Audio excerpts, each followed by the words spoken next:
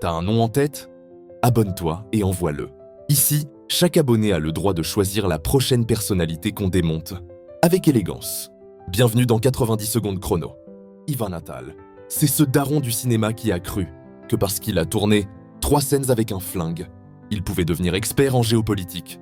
Sauf que là, c'est pas un rôle de flic qu'il joue, c'est juste un vieux gars qui radote en prime time. Prochain rôle?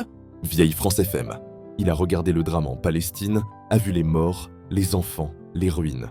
Et il s'est dit, tiens, si je faisais une blague sur la Shoah, on est passé de comédien à comique de fond de tiroir. Même Dieudonné l'aurait viré du plateau. Tu connais le niveau?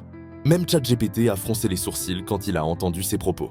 Pas un mot pour les victimes, mais des leçons de morale livrées avec la même chaleur qu'un ticket de caisse. Mec, ton cœur, c'est un frigo américain. Le gars, c'est l'Apple Watch de la compassion. Ça fait semblant d'être connecté aux gens, mais ça bug dès que c'est un enfant arabe qui meurt. Il faut une mise à jour, mon frère.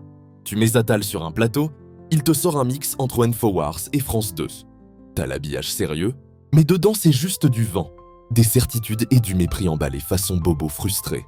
Il a pas quitté le cinéma, c'est juste que la réalité l'a viré du casting. Trop toxique pour un rôle de gentil, trop dépassé pour jouer le méchant. Du coup il fait le vieux narrateur, relou qui spoil l'histoire, sans comprendre le scénario. Il parle des musulmans comme si c'était un bug du système.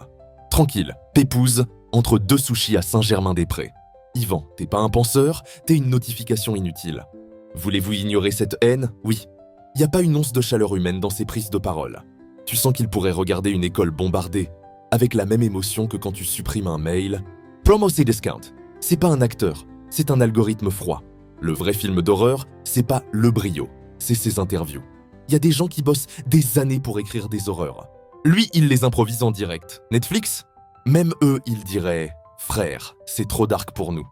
Ivan Attal, c'est le gars qui pense qu'avoir souffert dans l'histoire donne le droit de zapper la souffrance des autres. Frérot, c'est pas une carte de fidélité à la douleur. C'est pas Shoah Pass Premium, où t'as le droit de mépriser les civils sous prétexte que toi t'as lu un livre d'histoire.